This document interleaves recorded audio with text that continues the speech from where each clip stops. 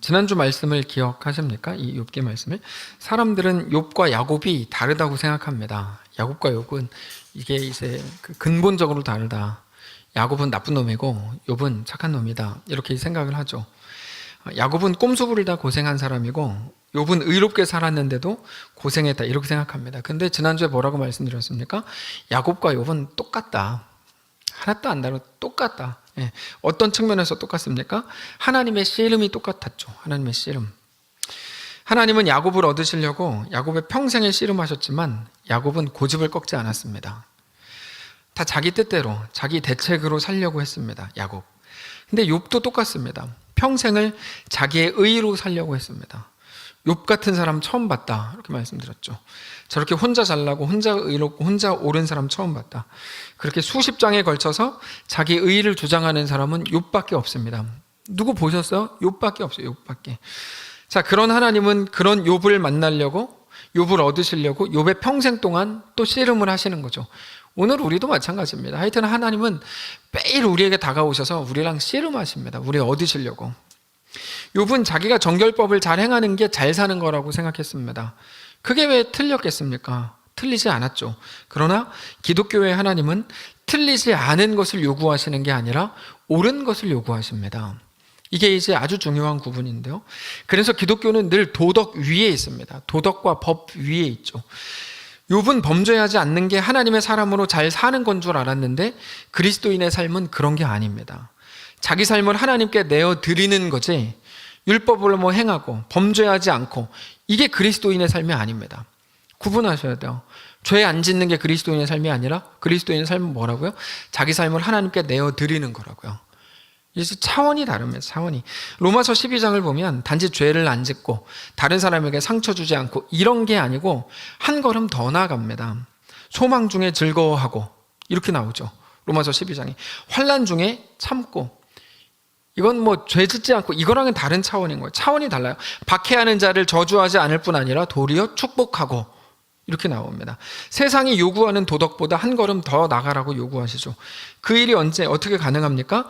하나님이 갚으신다는 것을 믿을 때 가능하다. 이게 이제 로마서입니다. 자, 다시 욥기로 돌아와서 친구들이 그렇게 충고를 하고 지적질을 하고 자기들의 지혜로 욥을 이해시키고 회개시키려고 했는데 욥은 꺾이지 않았습니다. 욥은 끝까지 내가 당하는 고난이 억울하다. 에이씨, 하나님은 아실 거야. 억울하게 하신 하나님이 왜 그랬는지 대답 안 해주면 내가 알 길이 없다. 이렇게 말했죠. 그러니까 친구들은 더 이상 할 말이 없죠. 말을 못하게 됐습니다. 그러자 옆에서 지켜보던 엘리후가 등장합니다. 엘리후는 이제 욥기에 나온다는 것조차 모르셨던 분이 많으실 수 있는데 엘리후라는 친구도 있습니다. 이제 처음에 32장에 처음 딱 등장하죠. 물론 엘리후가 욥에게 언제 왔는지는 모릅니다. 그건 안 나오죠. 그러나 엘리후가 등장해서 37장까지 쭉 말하는데 다 내용은 뭐냐면 욥을 꾸짖는 내용입니다. 욥을 막 꾸짖습니다. 우리가 확실하게 이해해야 되는 게 있는데 미리 이제 정리를 하고 가야 돼요. 정리 안 하면 엘리후는 굉장히 헷갈려요. 이 사람이 좋은 놈인지 나쁜 놈인지 헷갈립니다. 그냥 막 읽으면. 제가 그래서 말씀을 드리고 가면 우리가 편하니까 말씀을 드릴게요. 세 친구들이 욥을 훈계했는데 욥이 안 듣고 인정을 안 했죠. 그리고 나서 엘리후가 욥을 꾸짖습니다. 엘리바스, 소발, 빌닷 꾸짖습니다. 인과응보라는 기준을 가지고 욥을 평가하고 꾸짖었다면 엘리후는 진심을 가지고 욥을 꾸짖습니다. 근데 어떤 사람들은 엘리후가 대단하게 하나님 수준에서 욥을 꾸짖었다고 생각하는데 그거는 틀린 겁니다. 그렇지 않습니다. 왜 그러냐면 32장부터 37장까지 나오는 엘리후의 반박도 사실 세 친구랑 똑같습니다. 엘리후가 좋은 놈이 아닙니다. 이 부분을 많은 분들이 오해하시더라고요. 보면 엘리후는 좋은 놈이다. 이렇게 이제 오해하는데 아닙니다. 예, 우리가 이제 몇 주간 엘리후에 걸쳐서 나누겠지만 엘리후는 좋은 사람이 아닙니다. 나쁜 사람이라는 말이 아니고 그러니까 세 친구랑 똑같은 사람들입니다. 예, 안 와도 안 다릅니다. 인과응보에 한 가지를 더 하는데 인과응보는 베이스로 깔려 있고 한 가지가 진심이라는 거를 덮어서 이제 욥을 욕하는 정도입니다. 엘리후는. 그리고 더 중요한 거는 하나님께서 42장에서 결론을 말씀을 하시는데 세 친구는 틀렸고 욥은 옳다고 말씀을 하시는데 중요한 건 엘리후에 대한 평가는 말씀을 안 하세요.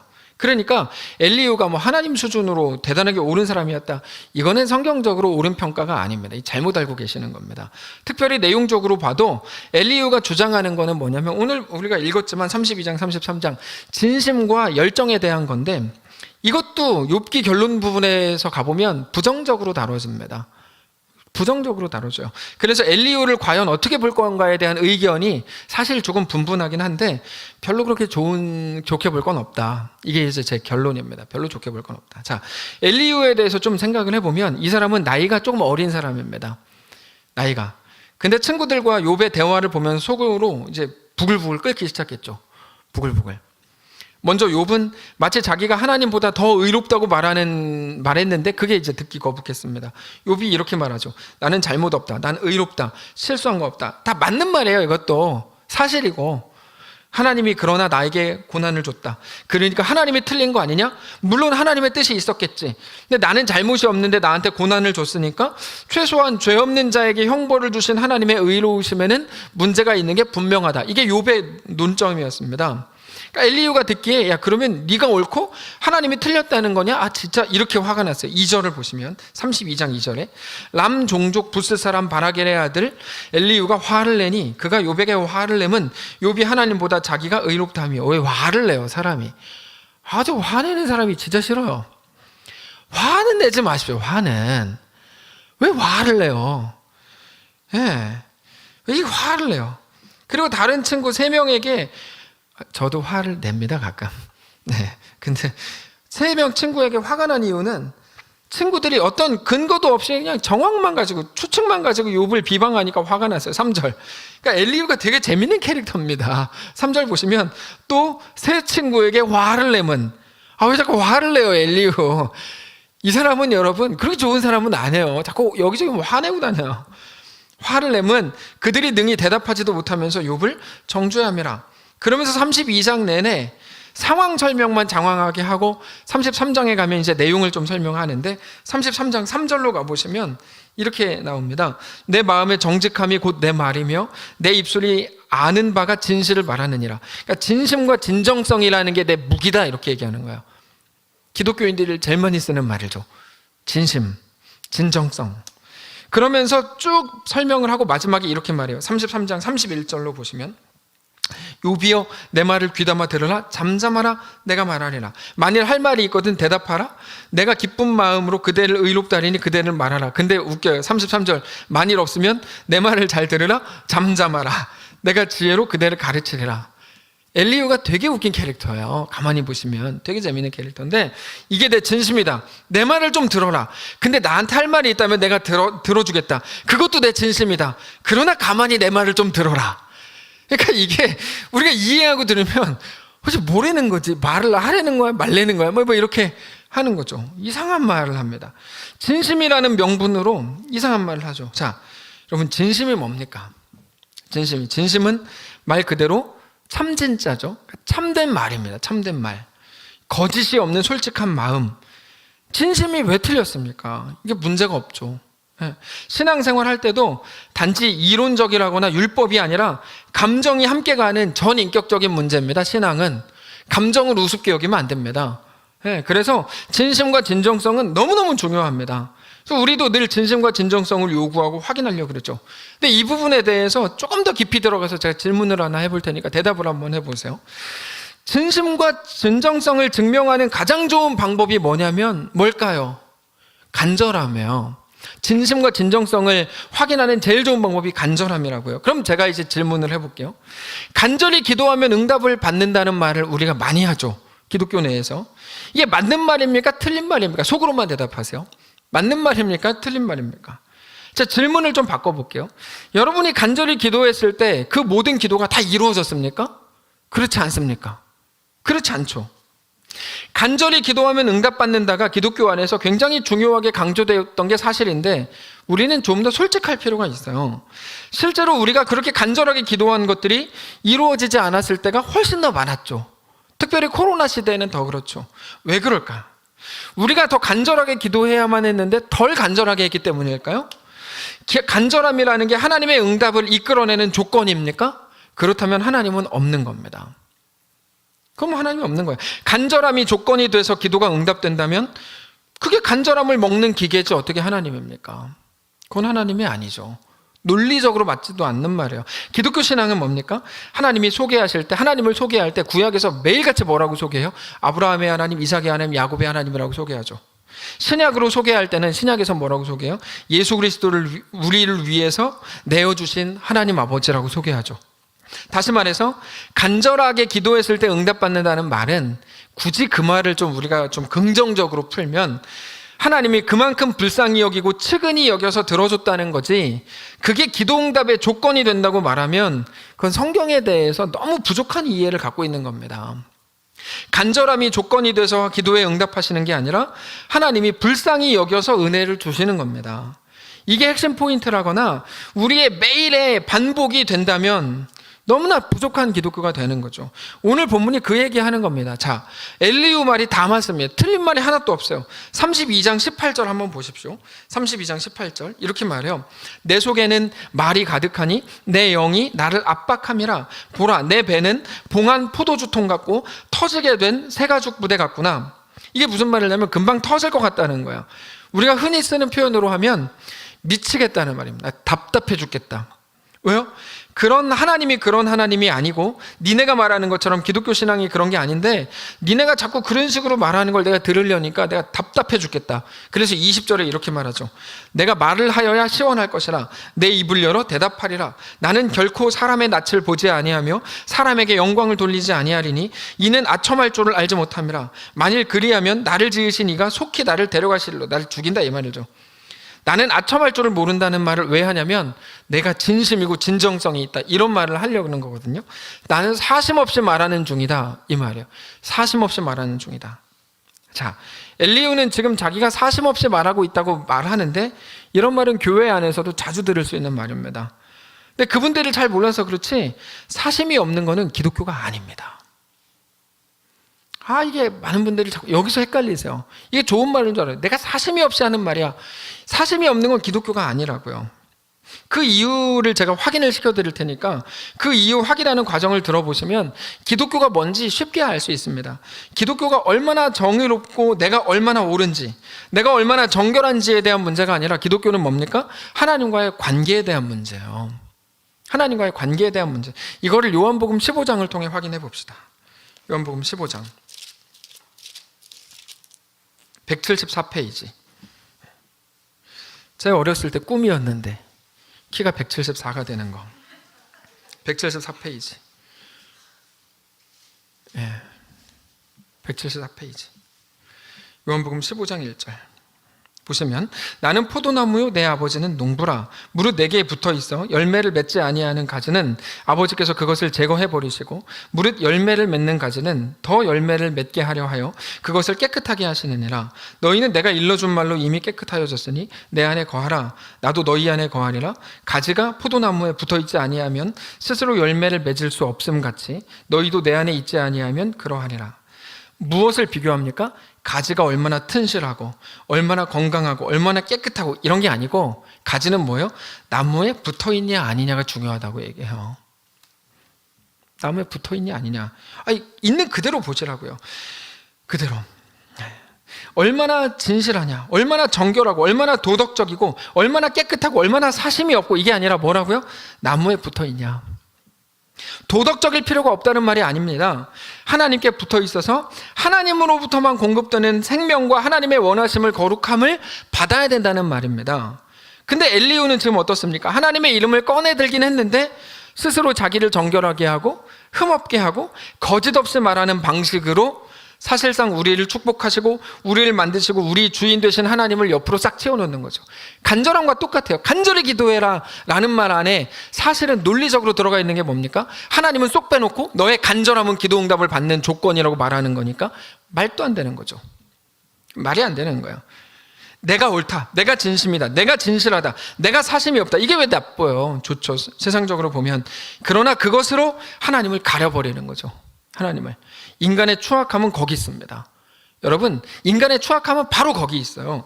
기독교는 옳고 그른 것을 기본적으로 가지지만 이거를 따지는 종교가 절대 아닙니다. 이거 따지는 종교가 아니에요. 모두가 죄인으로 시작한 게 기독교입니다. 모두가 죄인으로 시작했잖아요.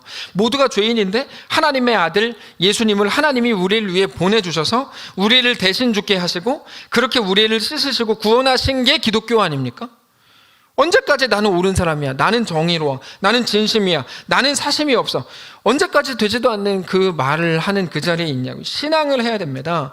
근데도 우리는 자꾸만 나누겠다는 거죠. 나는 옳고 너는 틀렸다, 나는 흠이 없고 너는 흠이 있다. 그러지 마십시오. 근데 엘리후는 그 자리에 서 있는 거예요. 그래서 32장을 다시 보시면 처음에 이렇게 시작해요. 32장 1절을 오늘 본문 욥기, 그럼 앞에서 어차피 욥기 찾기도 힘들고 요한복음 했는데 앞에 보여주시면 32장 1절에 이렇게 써 있습니다. 욥이 자신을 의인으로 여김으로 세 사람이 말을 그치니 람종족 부스 사람 바라겔의 아들 엘리후가 화를 내니 그가 욥에게 화를 낸 이유는 욥이 하나님보다 자기가 더 의롭다 하기 때문이라. 화를 낸다는 게 무슨 말입니까? 야, 이것도 틀려? 이것도 몰라? 이게 이제 화가 나는 거거든요. 우리는 자꾸 그 자리에 서지만 사실 기독교는 뭡니까? 기다리는 거죠.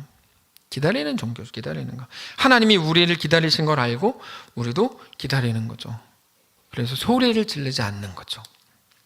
지난주에 야곱의 평생을 쫓아다니면서 하나님이 뭐라 그러셨습니까? 나랑 대화하자, 나랑 대화하자. 근데 야곱은 평생 그 고집을 꺾지 않았죠. 그게 하나님과 야곱의 씨름이었죠. 하나님은 그 씨름을 욥과도 하셨고 우리와도 하신다고 말씀드렸습니다. 그게 무슨 말입니까? 기다리신다는 거죠. 기다리신다. 그 기다림. 근데 우리가 제일 못하는 게 기다림입니다. 기다림. 그래서 그냥 소리 한번 빽 질러버리고 말죠. 야! 이렇게 소리 한번 빽 질러죠. 야! 김은주! 이런 식으로. 예를 들면 야! 최한! 이런 식으로 소리를 질러죠. 근데 그렇게 소리를 지르고 화를 내는 건 가장 쉬운 길로 가겠다는 말인데 여러분 신앙을 해야 됩니다. 신앙을 해야 됩니다. 얼마 전에 어떤 교회 담임 목사님이 갑작스럽게 사임을 하셨습니다. 이유는 뭐였냐면 제가 들어보니까 성도 중에 한 분이 목사님의 설교를 가지고 이렇게 좀 걸었대요. 목사님의 설교와 유명한 대형교회 목사님 설교가 완전히 똑같았다는 거예요. 그래서 그분이 저는 들은 얘기 하는 겁니다. 당사자한테 들은 건 아닙니다. 설교 시간에 몰래 녹음기를 켜가지고 녹음해가지고 거기 유튜브나 이런 팟캐스트가 없었나 보죠. 우리 교회는 굳이 녹음을 안 하셔도 돼요. 어차피 녹음이 되니까. 근데 켜가지고 집에 가서 확인해 보니까 완전히 똑같았다는 거예요. 그래서 목사님한테 가가지고 얘기하면서 문제를 일으켜가지고 목사님 자존심도 상하고 그래서 어쨌든 그만뒀습니다. 제가 그 말을 들으면서 너무 답답했어요. 정말 너무 답답했어요. 엘리후가 됐어요. 너무 답답했어요. 저는 그분과 생각이 완전히 달라요. 제 생각을 솔직하게 말씀을 드릴게요. 여러분 뭐를 기대하시는 겁니까? 사람의 설교를 들으면서 제 설교를 들으실 때 뭐를 기대하세요? 제가 대단한 연설자나 대단한 신학자라고 생각하고 들으세요? 그런 분 한 분도 안 계시죠? 뭐를 기대하십니까? 그 목사님이 대형교회 목사님의 설교를 들을 때 제 생각에 얼마나 좋았으면 우리 교회 성도들한테 똑같이 들려줘야 돼. 그러니까 그대로 써가지고 한 거 아니겠어요? 이게 제 생각이에요. 제 생각이에요. 그게 설교를 못하면 못한다고 뭐라고 할 거 아니에요. 그 다음에 다른 유명한 교회 목사님 설교 듣는 거 너무 좋아, 무한반복 해가지고 베껴가지고 하면 잘했어요. 근데 베꼈다고도 뭐라 그럴 거 아니에요. 어떻게 하라는 거야 그럼 도대체? 네가 하는데 잘해라. 이런 억지가 어디 있어요? 이런 억지가. 그건 억지입니다 여러분. 그리고 더 중요한 거, 해 아래 새 것이 없습니다. 제가 솔직하게 고백할게요. 설교요, 해 아래 새 것이 없다고. 새 아래 새 것이. 네. 지난주 수요일날 설교 오성훈 전사님 설교가 저는 오성훈 전사님 역사상 가장 좋았습니다. 끝나고도 제가 너무 좋았다고 얘기했어요. 그거 오성훈 전사님 설교인 줄 아세요? 아니에요. 이게 이렇게 말하니까 좀 그런데 그게 무엇을 묵상할 것인가, 무엇을 묵상거리로 삼을 것인가, 그걸 가지고 묵상하고 이렇게 해서 나오는 거지. 본인이 하나님이야? 어떻게 그렇게 그런 설교를 해요? 네. 아니, 그러니까 제가 말하는 의도를 잘 들으셔야 돼요. 이게 무슨 말인지. 네. 그렇지 않습니다. 제가 하는 설교도 다 다른 사람 설교입니다. 됐죠? 다 다른 사람 설교라고요. 하나도 안 펴놓고. 네. 제가 아무리 묵상을 하고 대단한 발견을 했다 그래도 다 칼빈이나 루터나 어거스틴이나 누군가 다 했습니다. 그 사람까지 안 가더라도. 예. 그리고 다 했습니다. 그런 분들 다 한 거예요. 그거를 저도 어딘가에서 들었을 거고, 혹은 책에서, 그분들 설교문을 책에서 읽었을 거고, 그러면서 저도 모르게, 혹은 의식적으로 그 말을 설교에 하는 거죠. 언젠가부터 제가 제일 공감이 안 되는 말, 설교 저작권. 저 이 말 정말 웃겨요. 신학교에서만 이런 말 하거든요. 얼마나 교만하면 그런 말 하냐. 이 설교가 녹음이 되면 또 욕하겠지? 이건 삭제. 근데 하여튼, 그러니까 저 너무 웃긴 것 같아요. 여러분, 성경은 하나님이 주신 거예요. 하나님이. 저작권에 무슨 저작권입니까? 말도 안 되는 소리죠. 개인적인 소견입니다.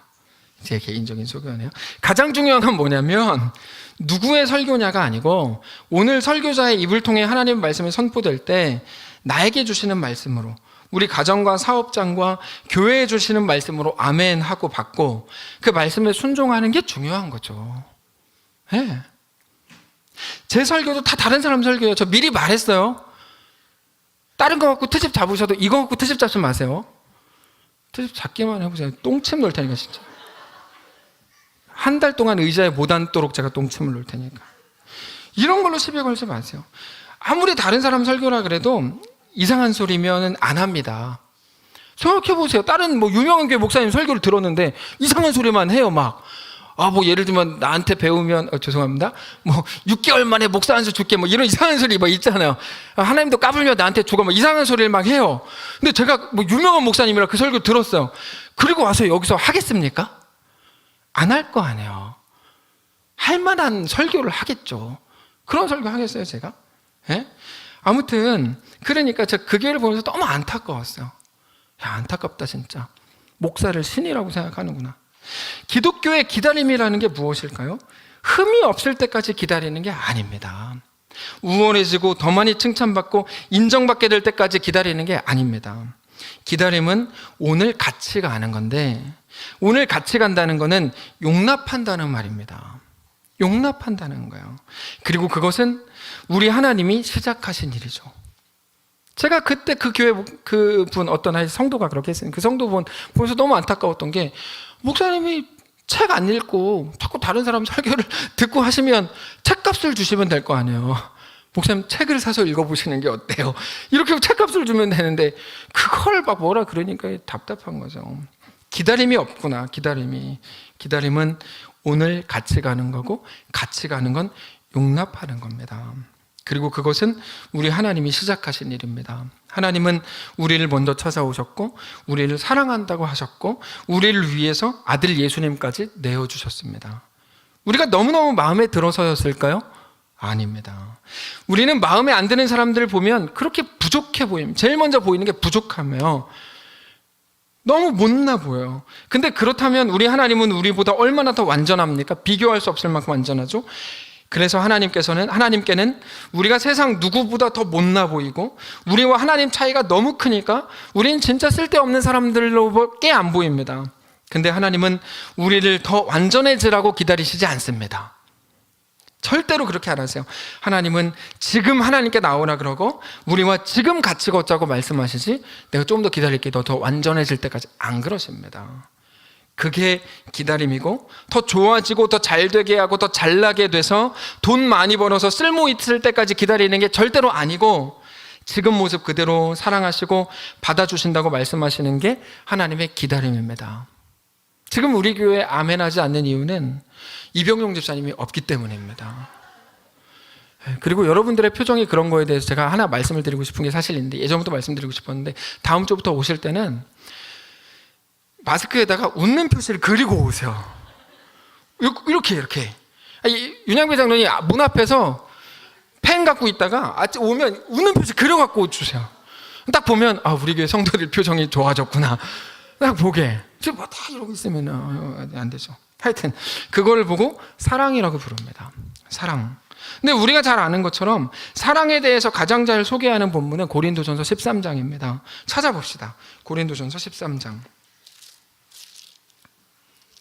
279페이지.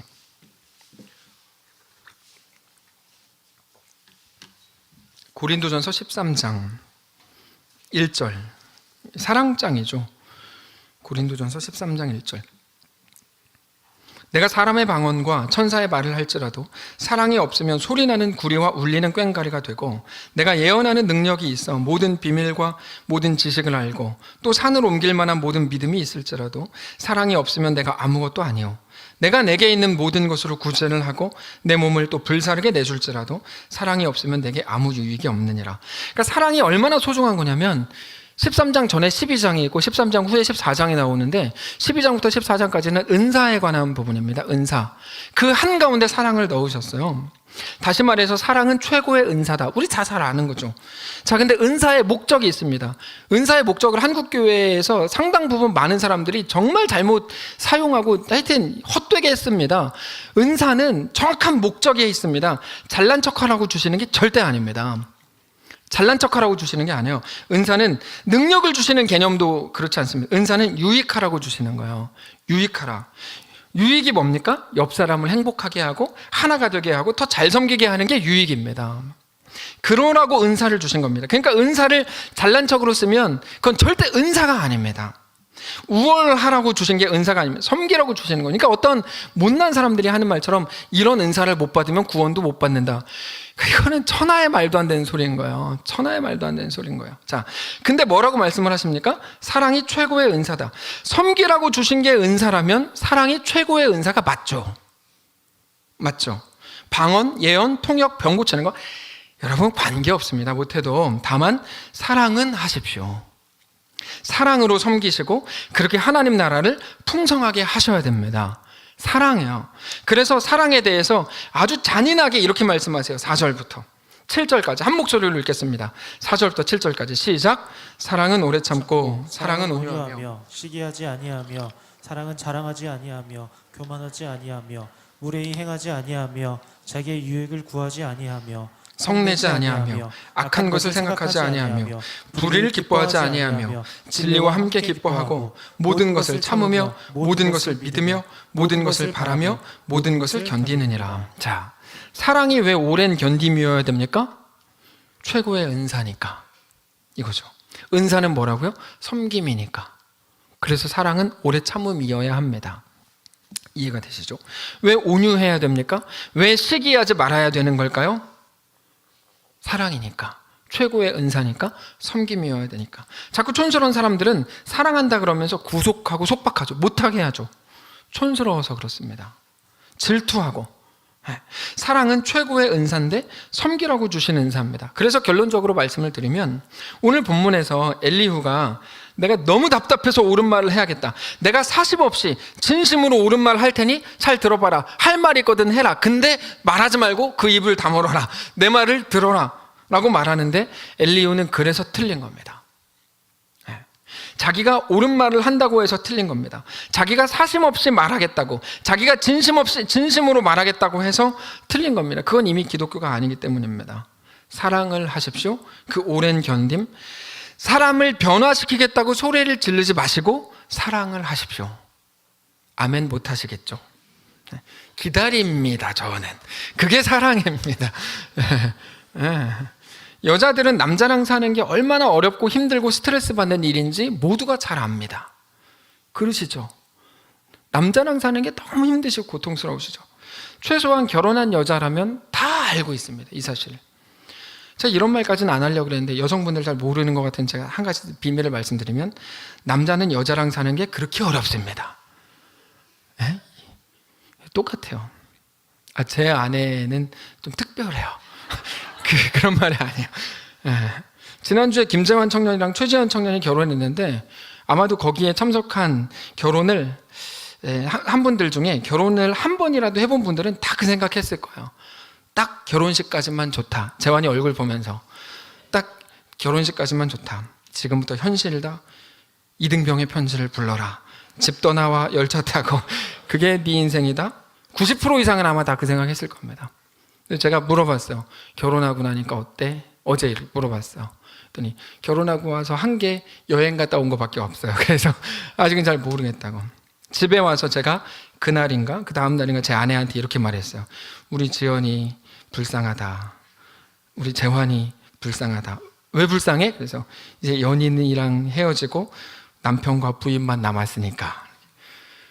저 그 생각이 확 들더라고요.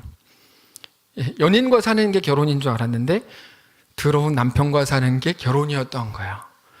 그래서 좀 안 됐다는 생각이 들더라고요. 여러분 그거 아시죠? 얼마 전에 이제 추석 때 그 TV 봤는데 그 TV에서 되게 잘생긴 77년생인가? 되게 잘생긴 트로트 가수가 나와가지고 얘기하는데 처음에 그 사람이 처음 활동할 때 터프가이처럼 막 수염 기르고 이렇게 활동을 했대요. 근데 어떤 여성 팬들이 아줌마들이 오셔가지고 말씀해 주셨대요. 여자들은 집에 없는 남자를 좋아해요. 그래서 딱 알아들었대요. 그래서 그때부터 면도하고 깨끗하게 입고 이제 사역을 뭐라고 부르지? 활동을 그때부터 이제 그렇게 한다는 거예요. 예, 집에는 매일 누워 있는 여기 수염도 안 깎고 막 이런 남자들만 있잖아요. 그래서 그런 남자 싫어하고 집에 없는 남자 좋아해요. 그게 딱 무슨 말인지 알겠더라고요. 제가. 네. 근데 그게 결혼이죠. 연인과 강제로 결별하는 게 결혼입니다. 연인과 강제로 결별하는 거. 아, 슬퍼요. 단지 결혼이라는 걸 했을 뿐인데 사람은 그대로인데 이상하게 애인, 그 좋아했던 오빠 없어지고 그 이뻤던 동생은 없어지고 부인이 생기고 그러면 남편이 생기는 게 결혼이잖아요. 근데 열정적이고 가슴이 뛰는 게 사랑이 아니라 사랑은 뭐라고 말씀하십니까? 아까 고린도전서 13장에서 죽을 것 같은 게 사랑이다. 오래 참는 거. 제 성경에 그렇게 써 있어요. 사랑은 죽을 것 같은 거다. 이렇게. 왜 죽을 것 같습니까? 아까 제가 점심 먹으면서 명언을 남겼어요. 모든 남편은 아내의 십자가다. 이렇게. 결혼은 뭡니까? 십자가 고르는 겁니다. 그러니까 많은 청년들 결혼 상대를 고를 때 다른 거 보지 마시고 그나마 내가 질 수 있는 십자가를 고르시면 됩니다. 그나마. 그럼 딱 맞아요. 진짜 딱 맞아요. 저 정도는 내가 질 수 있겠지. 그래도 못 지거든요. 모든 남편은 십자가다. 기억하셔야 됩니다. 그러니까 어떤 십자가 질 건지 결정하면 돼요. 사랑은 죽을 것 같은 거다. 답답해서 죽을 것 같고 견뎌야 되고 도대체 사랑이란 무엇인가를 고민하게 만드는 게 사랑이죠. 그게 고린도전서 13장입니다. 사랑을 하면 고통을 당해야 되고 손해봐야 되고 이런 말이 아닙니다. 사랑은 상대를 강요할 수 없는 것이다. 사랑이죠. 우리 김도희 이사님의 고개를 진짜 아주 저렇게까지 공감하는 거 처음 봤는데 이렇게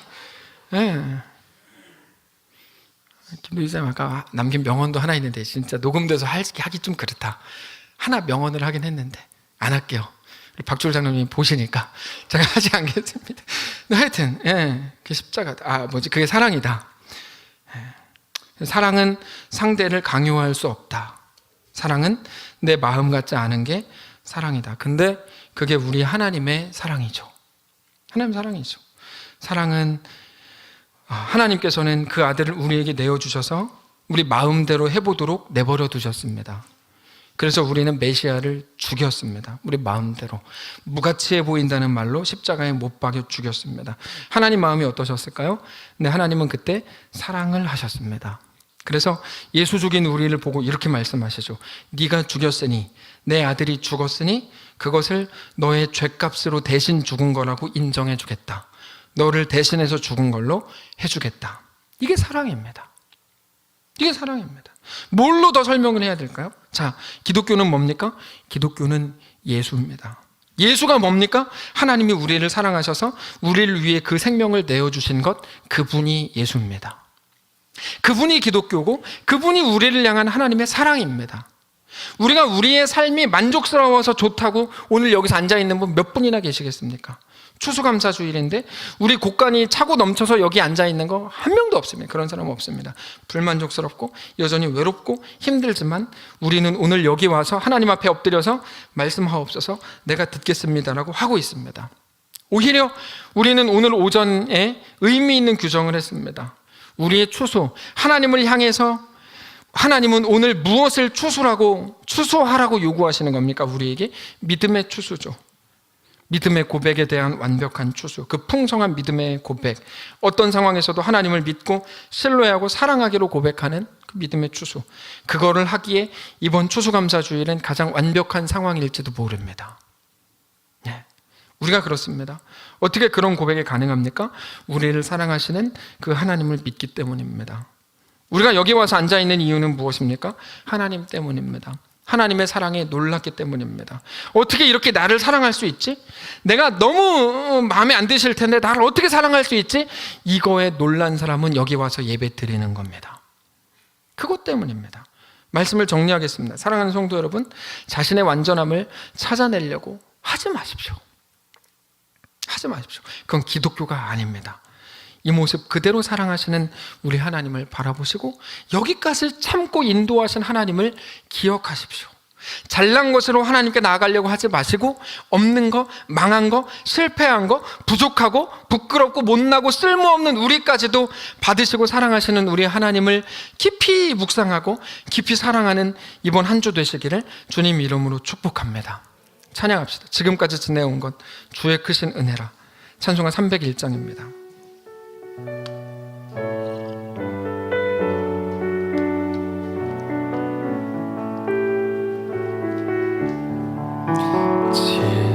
지금까지 지내온 것 주의 크신 은혜라. 한이 없는 주의 사랑 어찌로 말하랴. 자나깨나 주의 손이 항상 살펴주시고 모든 일을 주 안에서 형통하게 하시네. 몸도 마음도 연약하나 새 힘 받아 살았네. 물 붓듯이 부으시는 주의 은혜 족하다. 사랑 없는 거리에 나 험한 산길 헤맬 때 주의 손을 굳게 잡고 찬송하며 가리라. 주님 다시 배울 날이 날로 날로 다가와. 무거운 짐 주께 맡겨 벗을 날도 멀잖네. 나를 위해 예비하신 고향 집에 돌아가 아버지의 품 안에서 영원토록 살리라. 하나님, 오늘 추수감사주일이고 오늘 우리에게 완전한 믿음의 고백, 더 풍성한 믿음의 고백을 추수하라고 하시고 요구하시는 날이라면 오늘 너무 좋은 때를 만났습니다. 만만치 않고 부족하고 실패한 것 같고 망한 것 같은 때를 우리가 만났기 때문입니다. 오늘 이 상황에서 그 하나님을 찬양하고 주님께 감사합니다. 하나님, 우리를 끝까지 사랑하신 하나님, 그 하나님의 사랑을 힘입어 이번 한 주도 승리하며 살기를 원합니다. 우리와 함께하여 주옵소서. 지금까지 지내온 것 다 주의 크신 은혜입니다. 너무 감사합니다. 이번 한 해도 살았습니다. 내년은 더 좋아질 겁니다. 내년 못 살겠습니까? 하나님의 은혜로 올 한 해 잘 견디고 살게 하셨으니 앞으로 발생될 앞으로 다가올 우리 모든 인생길 가운데 오늘처럼 하나님의 은혜를 기억하며 주님과 믿음으로 동행하는 사랑하는 모든 성도를 될 수 있도록 인도하여 주옵소서. 어떤 상황을 만났을 때도 주님을 깊이 사랑하게 하시고 주님과 믿음으로 동행하는, 그렇게 하나님과 함께하는 귀한 믿음의 거룩한 백성들 다 되도록 축복해 주시옵소서. 큰 슬픔과 눈물과 한숨에 짓눌려 있는 성도들 불쌍히 여겨주시고 함께 하시고 그 속에서도 하나님의 사랑을 느끼고 누리게 하시고 고백하게 하셔서 하나님과 믿음으로 동행하는 귀한 삶이 되도록 축복하시옵소서. 감사드리며 살아계신 예수님의 이름으로 기도합니다. 아멘. 이제는 우리 구주 예수 그리스도의 은혜와 하나님 아버지의 다함없는 사랑과 성령의 교통인도 역사 위로 함께 하신 은사가 주를 바라보며 예수의 사람으로 살기로 결정하는 사랑하는 모든 성도들 머리머리 위에, 그들의 인생 위에, 그들의 가정 위에, 사랑하는 교회 위에 이제로부터 영원까지 함께 계실지어다. 아멘.